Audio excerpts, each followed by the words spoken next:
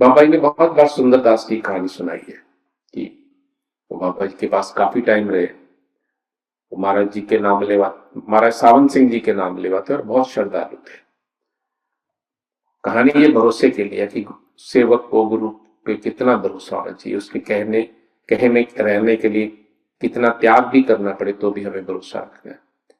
तो बाबा सावन सिंह जी ने उनसे पहले ही बता दिया था कि सुंदरदास तेरी घरवाली मर जाएगी, तेरा लड़का भी और लड़की भी मर जाएंगे, तेरा दिमाग हिल जाएगा, तू पागल हो जाएगा, ऐसी हालात में तुझसे कत्ल भी होगा, मगर तुझे सच बोलना है, तुझे 20 साल की सजा होगी, लेकिन तुम्हें वो सिर्फ 6 साल ही काटनी पड़ेगी और मैं खुद तुम्हारी संभाल करूंगा।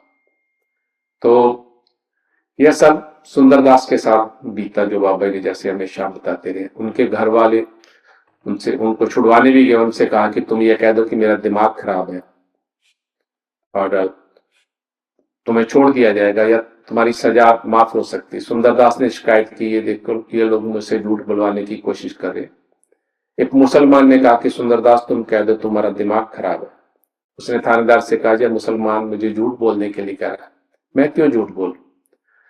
फरीदकोट के राजा सुंदरदास जी के सुंदरदास से बहुत प्यार करते थे। राजा ने सोचा कि बाबे का बहुत नुकसान हो जाएगा, इसे छुड़वाया जाए। जब सुंदरदास जज के सामने पेश हुए तो जज ने कहा, बाबा तेरा दिमाग में नुक्स है। सुंदरदास ने कहा, नहीं, मैं जपजी साहब पढ़ता हूं, तुम नुक्स निकालो, और तुम पढ़ो, मैं नुक्स निकालूंगा। मेरा दिमाग में कोई नुक्स नहीं है, नुक्स तुम्हारे दिमाग में है।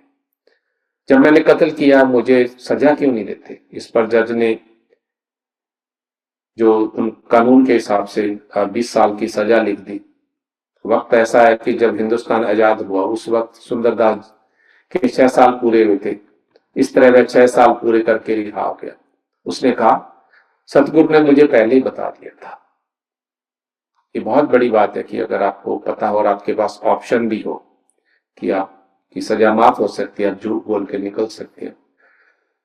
हम लोग दुनियावी तौर पे शायद इतने बुरे वक्त से कभी ना गुजरे ना गुजरे, यही फरियाद है कि सभी हमेशा खुश रहे, तंदुरुस्त रहे और अपना अच्छा जीवन जिए, अच्छी सेहत के साथ जिए। लेकिन हमें कंपैरिजन में अगर जाते हैं, एक तुलना के तरीके से देखते हैं कि हम कहाँ स्टैंड होते हैं, हमारा भरोसा कितना बड़ा है। हम छोटी छोटी बातों में गिव अप कर देते हैं, छोड़ देते हैं। रोज दिनचर्या का हिस्सा है हमारा जिंदगी में कि कभी भरोसा बनता है, कभी टूट जाता है। मैं अपने तजर्बे के साथ हमेशा कहता हूं कि हमारा भरोसा वो ट्रांसफार्मर के पास में लगे फ्यूज जैसा, पतली तार जैसा है।